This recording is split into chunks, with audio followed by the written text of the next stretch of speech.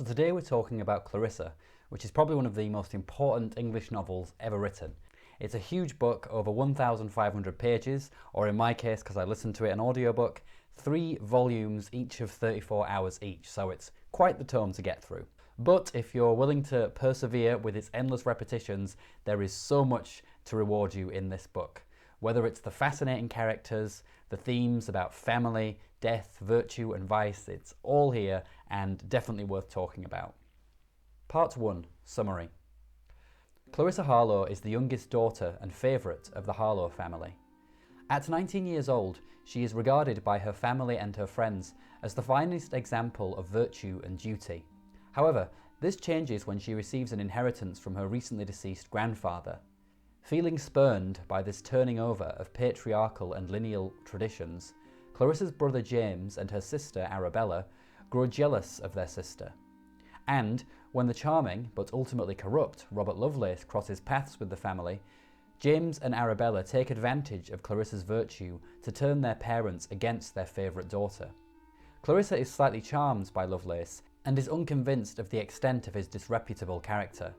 So, when James and Arabella discover this, they persuade the rest of the family that Clarissa is at risk of seduction from Lovelace, and her family attempt to force her to marry a man named Mr. Soames, who Clarissa despises.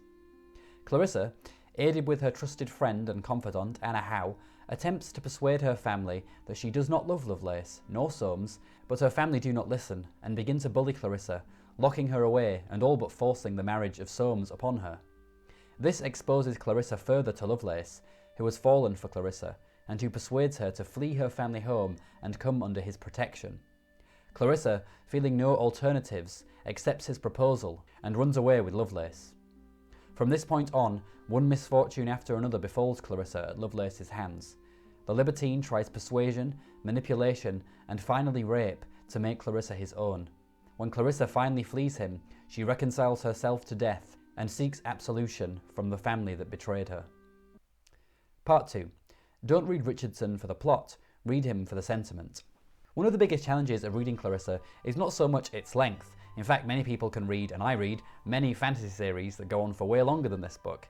Instead, it's the complete absence of plot. I would say that the entire book can be divided into 3 key plot points, and the rest of the book is just given over to the building up of tension towards these moments in the book, and then reflections around them after the fact. So the first movement of the story revolves around Clarissa and the build up to her running away with Lovelace. We don't actually see Lovelace all that much or get letters from his perspective in the book at this part. Instead, we focus very much on Clarissa, her relationship with her family, and her sending letters to her friend Anna. This movement of the story really focuses on the notion of family duty, as Clarissa is forced to marry Soames, or expected to marry Soames, and she staunchly refuses to do that, saying that she will happily live single for the rest of her life if she just doesn't have to marry this man. But her family become incredibly oppressive and borderline, well, they don't borderline, they just abuse her into marrying this man. And it is really a test of strength to endure this part of the book because it is relentless.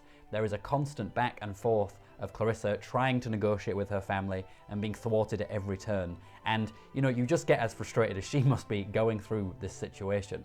And because Lovelace is a background character in this part of the book, and we're focusing a lot more on the family and how terrible they are, you almost as a reader start to agree with Clarissa and think, maybe Lovelace isn't that bad. Maybe it's the family that are kind of building him up to be a lot worse than he is. Which is great, because when we actually get to the second part where we get a lot more of Lovelace, we'll realise how wrong that is.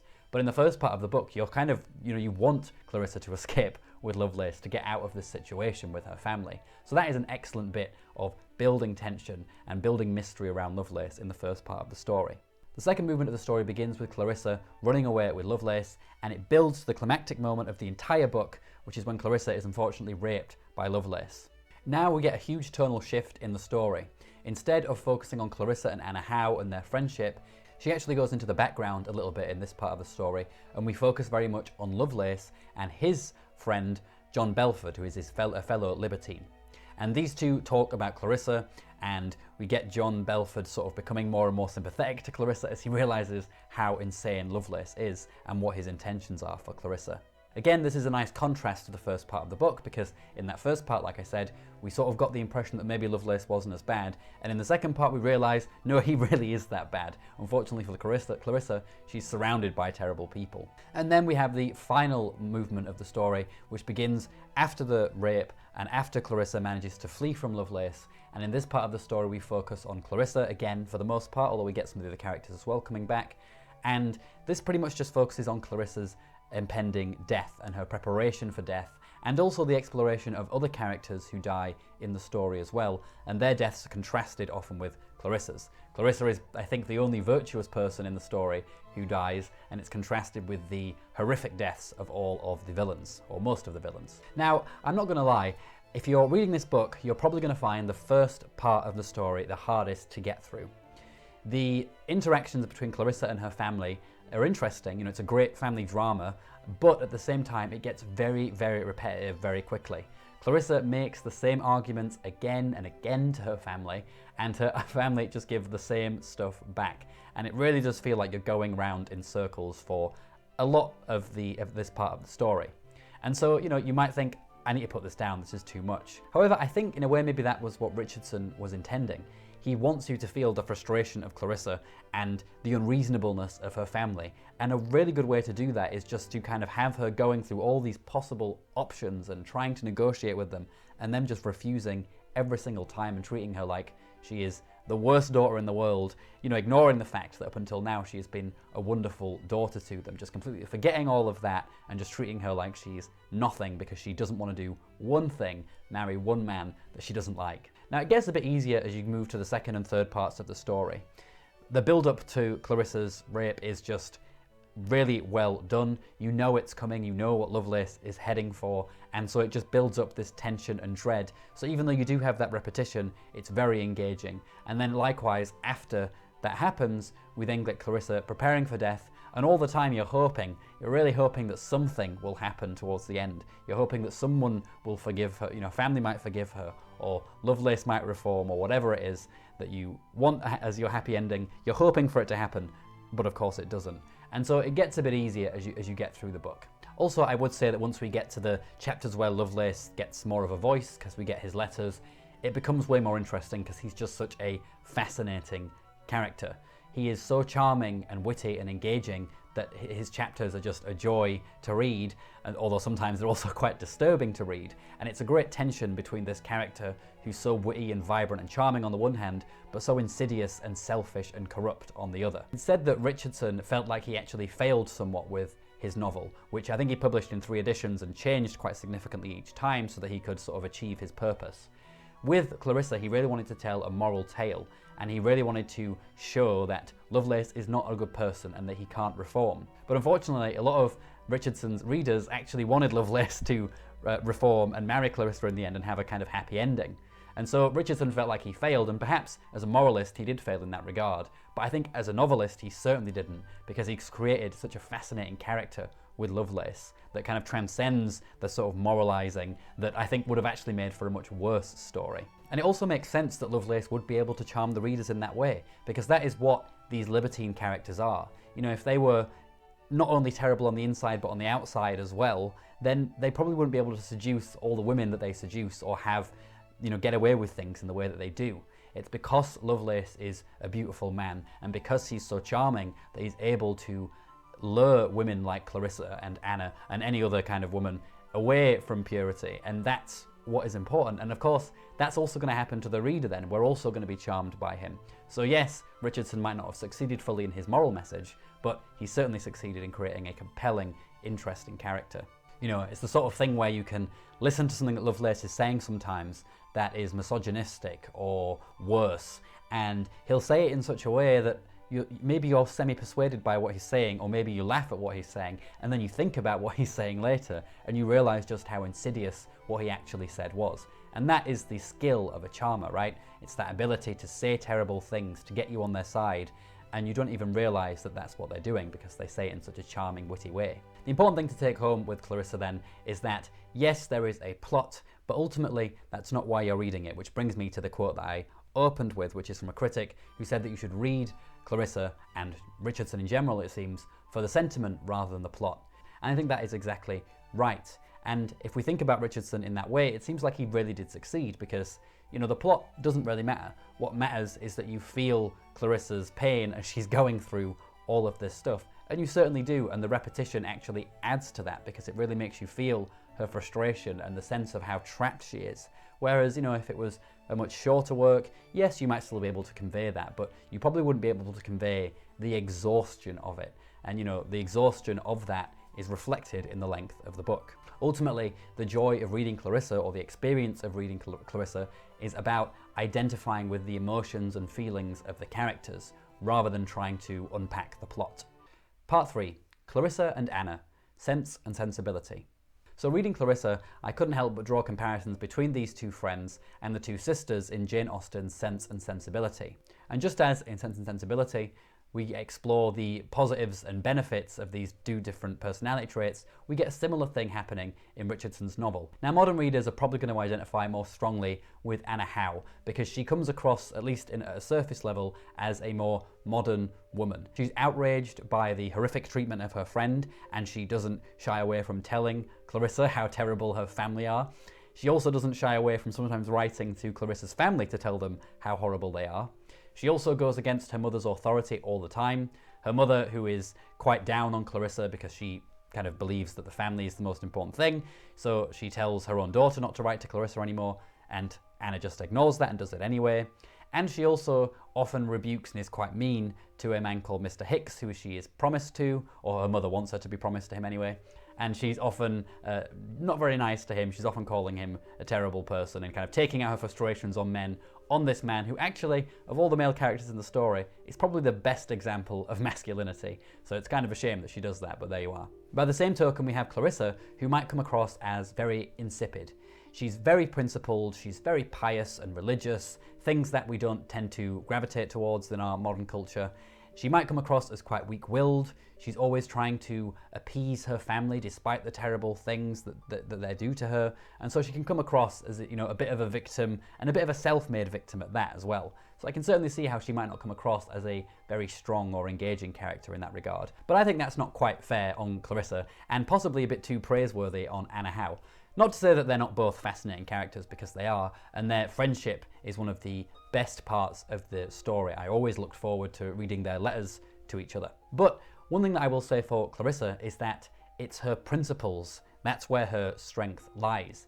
The fact that she actually manages to maintain a sense of duty to her family. The fact that until the very end, she wants to make things right with her family, even though they've done terrible things to her. She's not willing to just throw all that out. She always wants to really try and help and make things work. And that doesn't always mean just bending over backwards to them either. There are several parts in the story where she does get a bit lippy with her family and makes it very clear that they're not treating her well. She's very aware of the bad treatment, but she also ultimately wants to reconcile things with them. Also, she always sticks more or less to her moral principles. Yes, she gets things wrong with Lovelace, but when she realizes what he is, she refuses to bend. After Lovelace takes her and she manages to escape, everyone around her is encouraging her to marry Lovelace, and she refuses. She refuses to marry the man that did that to her. And that is incredibly strong, because this is the time when there weren't really many options for women if that happened to you. You were basically a fallen woman, and it's possible that people might have thought that she was seduced by him.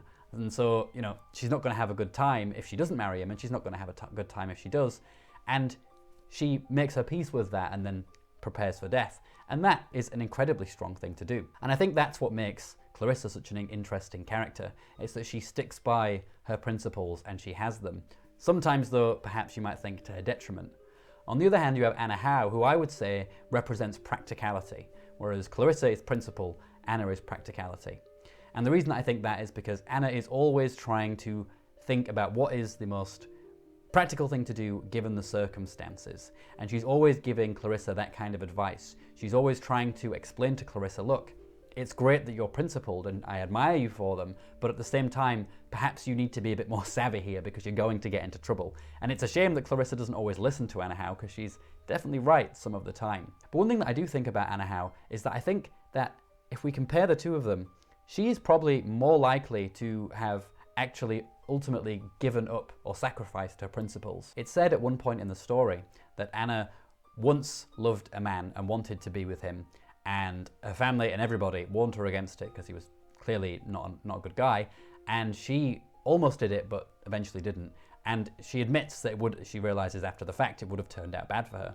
So it seems like Anna is a character who can be seduced, and she also seems to be the sort of woman who is less interested in a good man, as we see with the way that she treats Mr. Hickman, who is a wonderful man, but she treats him terribly all the time. And so it seems like she could have been the one who Lovelace seduced. And I also think that if that did happen and we swapped the stories, I think Anna Howe probably would have married Lovelace because she's practical in that way.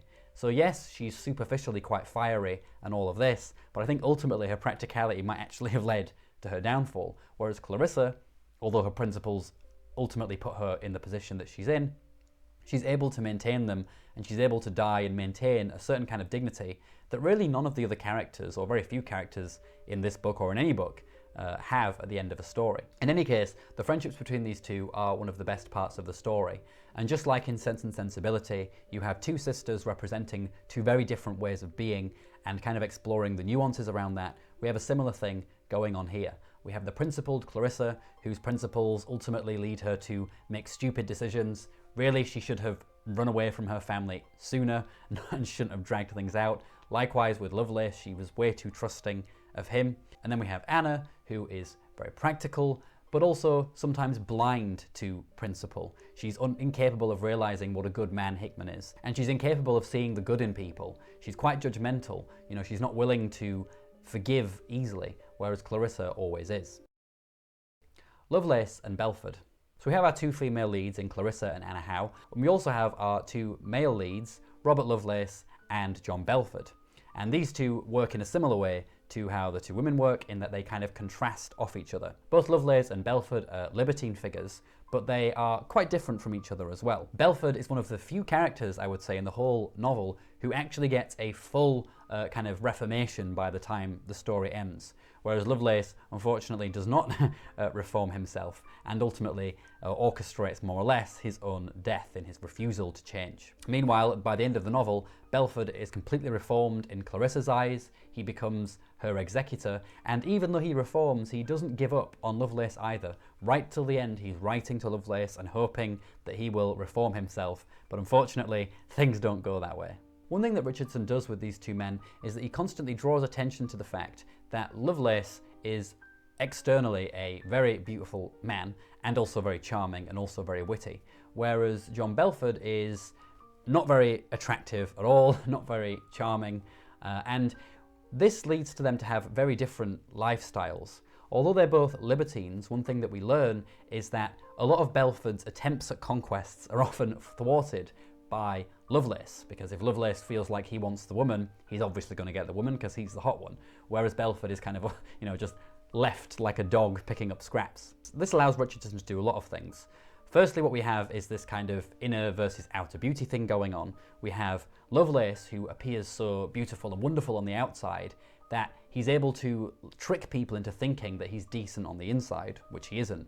Whereas Belford, who is repulsive on the outside, finds it difficult for people to take him seriously on the inside, but ultimately he is a good person on the inside, or at least he becomes one. Another thing that Richardson is doing with these two men is he's exploring the answer to the question of whether a leopard can change its spots. Can a virtuous person like Clarissa be corrupted by an evil man, or, as in this case, can an evil man like Lovelace be purified or changed by someone like Clarissa?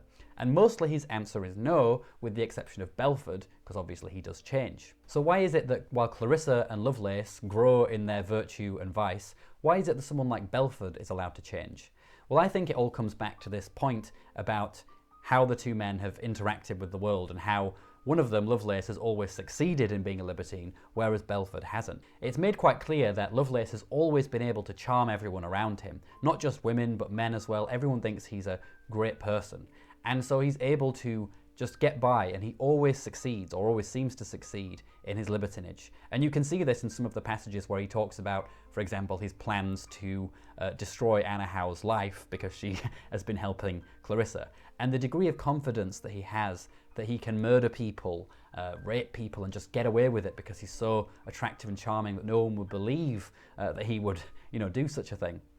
It just goes to show how successful he's been in the past. And so it's much harder for someone like that to ultimately change because they have so used to being successfully evil. Why would you change, right? You kind of habituated that character. Whereas with Belford, he hasn't had that experience. Yes, he's had the enjoyments of being a libertine, but he's always been playing second or third, even third fiddle to the other men in his group. Because he's physically repulsive, he hasn't had that kind of success. And so when it comes to having an opportunity to change and to do good and to actually be seen as better in Clarissa's eyes than Lovelace, the attractive one, of course he's going to take that opportunity. Because for the first time in his life, he's realizing that, well, you know, I am the better man for once in this group. Whereas he'd never be the better man in the group of libertines because Lovelace is always going to win that competition. And so for Belford, actually being an unsuccessful libertine has been a good thing. He hasn't reinforced those behaviours with a positive feedback loop in the way that Lovelace has. And he's able to finally find a way of winning Lovelace and beating him, because by the end of the story, Clarissa, she doesn't love Belford in the way that she might have loved Lovelace, but she respects him. And he's probably one of the few men that she respects by the end of the story. One thing that I'll share about my reading experience of the story here is that when it got to the third part and Clarissa was dying, I kind of hoped, I mean I knew what was coming, but I hoped that maybe Belford would marry Clarissa. Because, you know, he thinks she's a great person, she respects him. I was kind of hoping that he would, you know, offer to marry and she would accept, and that would be the happy ending. What's interesting though is that most readers didn't actually do that historically. You know, most of the readers who wrote to Richardson asking him to change the ending of the story didn't ask him to change the story so that Clarissa married the reformed libertine. They were asking him to change the story so that she married her rapist. And to me that is insane as a position, but makes sense given the times, but also given this theme about beauty and charm and the fact that Lovelace, he just is so charming and so attractive that in people's minds that is the happy ending because she gets to be with the beautiful reformed one. Whereas Belford, he's an interesting character to study, but you know, he's not as fascinating and charming as Lovelace, and he's not physically attractive either. So people kind of, I guess, just didn't even think about him as an option. So it's interesting that again how that sort of being dazzled by beauty and charm is influencing the reader's reactions to the story. I think the main thing that Richardson is able to show with these two characters is just the power of beauty and how it can corrupt and dazzle people into falling in love with people or trying to make people change who ultimately are evil underneath. Part 4. Preparing for death. The final part of the novel was probably my favourite. It's this deep exploration of death as Clarissa accepts her fate and prepares herself for the end. And it's not just Clarissa that dies in this last part either. Loads of characters do, most of them terrible, and Richardson is certainly trying to draw parallels between Clarissa's death and the deaths of these evil libertine characters. Now, although I did say this is my best part of the story, I also think it is where the major criticism I have of the work comes in, because I think that Richardson really overdoes the moral point here. He tries to present this picture where Clarissa has the perfect, idealistic death, and every single libertine character, or most of them, have horrifically bad deaths. Now, in themselves, those are fantastic scenes. They are terrifying, bloody stuff out of a horror film, but from a kind of moralist perspective, it's just a little bit over the top. You can really feel Richardson trying to shove his moral message down your throat in these scenes, and it's a shame because I think he could have got his point across without doing that. It kind of reminded me a little bit when I read The Tenant of Wildfell Hall by Anne Bronte, and she feels the need at the end of towards the end of the story to just pause the narrative to tell you how all of the bad characters had a terrible fates. And Richardson does the same thing, to the point where he even has a postscript at the end of the story going into even more detail about the fates of the terrible characters, which I actually quite like the postscript, but I do think you should end the book where it properly ends and then read the postscript later, because I think the ending of the story without that is way more impactful than with it. But in any case, I do find that some of the death scenes, the moralizing in this part of the book, is a little bit over the top and heavy-handed. Because the sad fact is, as you know the Marquis de Sade would teach you, is that some people are terrible and get away with it, and they don't have excruciating deaths. And even if they do die in a drunkenness or whatever it is that they've done in their lives, they just don't care. They will go to the grave perfectly satisfied to have been horrible, twats, and that's them. And so for Richardson to have this sort of moral idea that, well, on your deathbed you'll regret it. It's like, well, maybe some people will, maybe most people will even, but that's not always the case. And so for him to kind of, bring in this moralizing, it kind of dampens the realism of the work a little bit. That said, the exploration of death in itself and this notion of preparing for death was something that just fascinated me, especially Clarissa's death. Killing off Clarissa was obviously regarded as a tragedy and a bad move by his readers who wrote to him and asked him for that happy ending with Lovelace. And she certainly has been through enough by the end of the story. She's really been through the ringer. She's been betrayed by almost everyone except for Anna. So, she's had a rough time. So you'd think he might want to give her a break, but he doesn't. But Richardson had a very interesting response to the idea that Clarissa's story ends tragically. Obviously, on one level, it's tragic in the fact that she's died, but Richardson basically said that, well, death is something that comes to everyone. It's a universal experience, and it comes to the virtuous, the most virtuous person as much as it comes to the worst. And so what Richardson wanted to do with this part of the story is show that that's coming regardless, but what we can do is we can be prepared for when that final moment comes. And what he does with Clarissa is he gives her this ultimate dignity in the build-up to her death, where she's preparing for it. She's really ready to go, so that she dies a kind of goddess figure, whereas the libertines and the terrible characters die in complete dejection, humiliation, with people there only because they have to be there, not because they want to be there. Clarissa just embraces death, and in fact her death scene and the build-up to it reminded me a lot of Shakespeare's Cleopatra, in the sense that with Cleopatra in the final scene, she doesn't just kill herself because she realizes it's all over. She is incredibly dramatic about it. She takes the poison and sits on her throne in her, in gorgeous clothes, knowing full well that when Caesar comes down to her, she's going to be sat there, dead, in her throne like a queen, frozen forever in that moment, and there's nothing he can say to her ever again. And so in a sense, she wins, and in a sense, it's not really a tragedy, her death, because she's sort of won, she's had the final victory, and would have just been better than being dejected and downgraded by her oppressors. And it's the same, I think, with Clarissa. The only difference, I think, being that I think Cleopatra does it more out of pride, whereas I think Clarissa does it more out of principle and dignity. She's doing it because she doesn't want to be, married to someone who defiled her, and she doesn't want to be seen in the eyes of the world as a scarlet woman, which are basically her two options. Their deaths do have a certain aesthetic quality to them, because Clarissa also does this sort of ridiculous thing where she buys a coffin and has it put in her bedroom where she's slowly dying, and she even has like inscriptions written on it, and she buys a really beautiful dress, and I think she calls it her wedding dress or a bridal dress, I think. And so you can tell she's really preparing for this moment in a very dramatic sort of way. And she knows that she's going to have the final say when she goes. She knows that when she dies and people realize what she's been through, that they will understand. And probably that was the only thing it would have taken for them to understood. If she'd have lived, they'd probably all still hate her. Another thing that Richardson does here is he makes a really good contrast between Clarissa's death and Lovelace's. With Clarissa, the whole third part of the book is building up to this moment, and then it happens, and then the rest of it is really just exploring the repercussions as her family realize their stupidity in not believing her and in not, supporting her when she needed it. Everyone is just left reeling by this death. It has ramifications that just go to the end of the novel and beyond. Whereas Lovelace's death is incredibly different. What we get with Lovelace is that it's suggested that Clarissa's cousin is going to have a fight with, or a duel with, Lovelace. But it's unclear as to whether this is going to happen. We're still maybe thinking that Lovelace might reform. He's kind of back and forth because he's all over the place, like always. But ultimately, they have this duel. And the last letter we get from Lovelace is him writing to Belford and just being kind of bold as brash, like, I'm going to win, see you tomorrow, I'll send you a letter.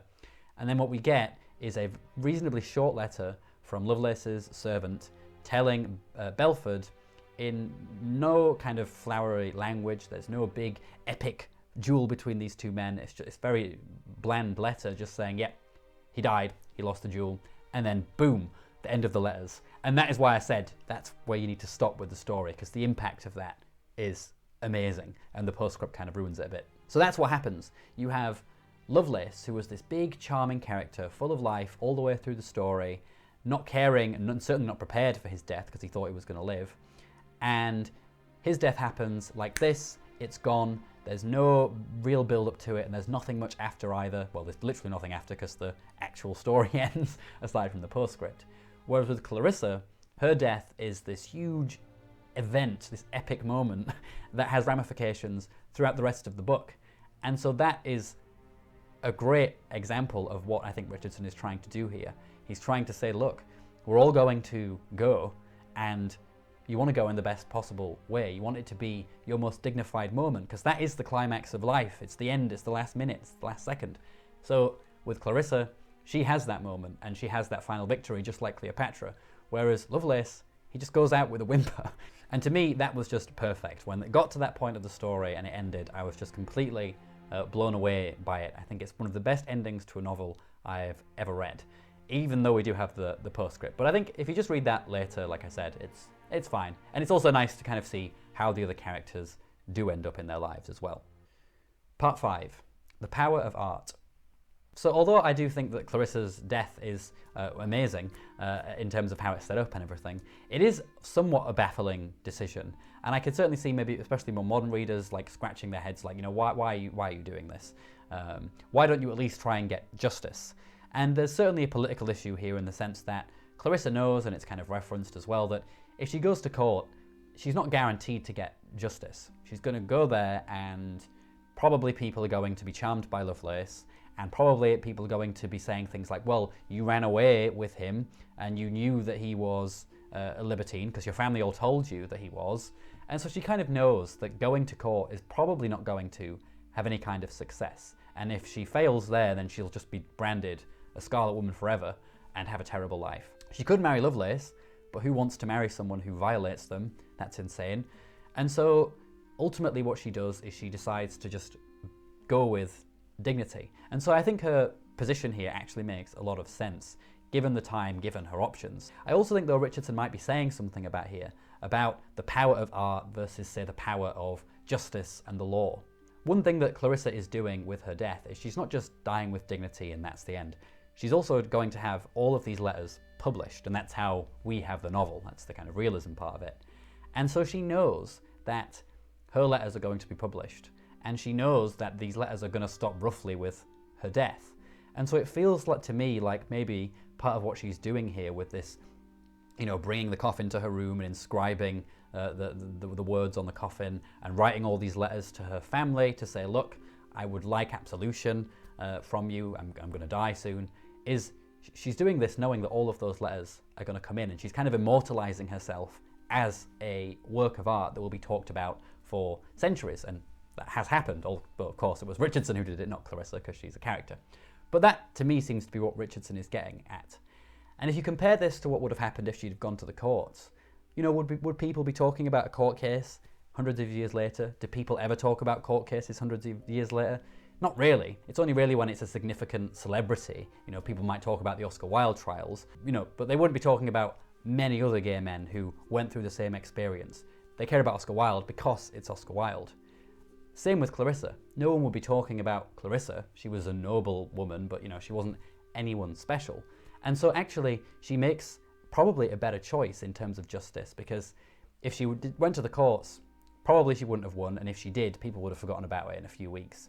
But if she tells her story to the world, and she publishes these letters, and she creates this dramatic death scene to top it all off, people are going to remember her name and her story and everything forever. And so that, I think, is way more powerful than any kind of political thing that she could have done. And this bears out in truth as well. People are always way more moved by stories than they are by cold hard facts or a list of cases. You know, it's the story of Clarissa and what she went through and how her family treated her. Those are the things that move you. Those are the things that make you hate Lovelace in the end, and certainly her family, who really, they are probably my least favourite characters. They're just terrible. And that is much easier to do if you're telling a narrative, if you're getting these letters where, you know, you're really getting into the minds of these people. And you wouldn't get any of that if you just heard there was a verdict and it said this, right?